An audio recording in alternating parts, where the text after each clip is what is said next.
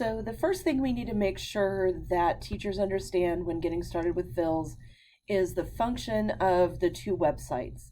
You will do your training at VILS Academy, which is the link that I have here for vils.academy. You will do the actual application and the microcredential at the microcredentials.digitalpromise.org site. So these two websites, the first thing we're going to do is make sure that you can log into both of them.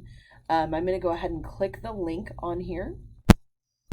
When you log in, if you don't already have your information saved, it may ask you to log in using Google or Microsoft Office. Either of those are fine. Just make sure that you are using your USD 259 account. And once you log in, we're going to go ahead and check the teacher training pathways. I'm going to explain those quickly. We'll come back to them later. But on my main login page, if I scroll down, I see this gray badge, and this is going to take me to all the trainings that are offered on Digital Promise. Any of the ones that are marked with this gray badge are what we can choose for our micro-credentials. I will warn you that there are some extra trainings on here that aren't actually micro-credentials. So whatever you select, make sure that it has that gray badge. Okay, let's go back over and check out the other half of our VILS. So the second part of completing our VILS certification is to do this micro-credential.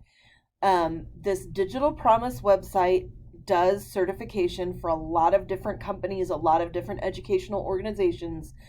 So make sure that whatever we're working on is VILS related. If you use the links that I provided, you will be fine. We're going to go ahead and log into this site. Okay, a couple of months ago, they did update this site. So if you're not able to log in, please let me know. I have access to send you password resets now. So the first time you log in, it will ask you to fill out your profile. We did that at the very beginning of the school year during one of our in-services, so most people probably already have that. I do, however, want to have you double check your profile. So I'm going to have you go ahead and go to where it says your name, click on My Profile, and you need to make sure that there's a couple of things done. First of all, that your name and email are correct, that you have this receive email notifications clicked.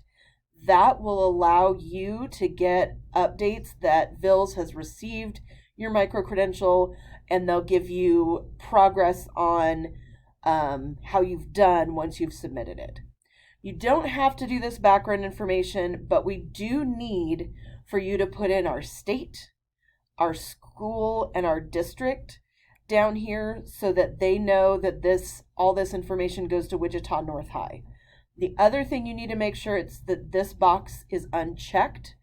That's how we find out who has submitted their micro-credentials, is by leaving this unchecked so that it can get sent to our district and in particular to my account. From the main Digital Promise page, you can search for your specific micro-credentials if you need to find them. So maybe I wanted to look up making student learning visible. I can just type in part of that word or search for the entire title. And again, remember that this site has a lot of different micro-credentials, and you want to make sure that whatever you're working on has a VILS logo on it. All right, so far you should be able to log into the Pathway Training website, the VILS Academy. You should be able to log into the micro-credential website, which is Digital Promise, and know the difference between those two. In the next slide, and what you will work on for the rest of this session, is you're going to start exploring what options we have available for our training. This is the document that we have on the next PowerPoint slide, and it's going to give you a list of all the pathway training options and the link to the micro-credential. You are going to spend the rest of this time looking at the micro-credential expectations and making sure that the task that you're going to select to do is something that is interesting to you and something that you are comfortable with doing. So I'm going to just open one of these and look at what it has listed as our options. So let's say that I am curious about that making student thinking visible. I'm going to click on this link. It will open up the Digital Promise website that you were just on, and it explains pretty in depth the details of this training and this micro-credential. And what we're actually going to have you do is kind of skim through this, scroll all the way down past the resources, and look at the submission and evaluation. This is what you will be doing for your work. So on this one, the first prompt, it asks for you just to talk about your instructional context. It has you talk about how students' content mastery and digital skills improved by making student thinking visible. This looks just like a writing prompt. It asks for you in this one to make a video of yourself talking about these topics. It has you turn in an artifact of something the students did with their thinking strategy, and then it has you reflect on it. So this will give you an idea of what you are going to be doing. If that doesn't sound like you and you are not interested in this one, go back to that document and keep clicking through those until you find something that you feel like matches what you would be wanting to do for your micro-credential. So the last part of today is making sure that you have taken care of these three things. First of all, that you can log into VILS Academy and that you can log into the micro-credential Digital Promise website.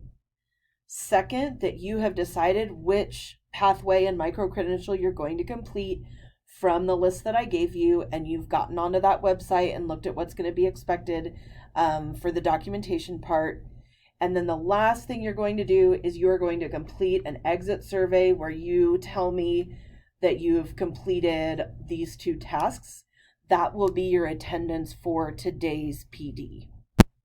And of course, if you have any questions, make sure you reach out to me so I can get you any support that you need in getting started with this. You don't have to start working through your pathway training yet, but if you are interested in doing that, you can go on to the next couple of slides where we'll explain how to do that.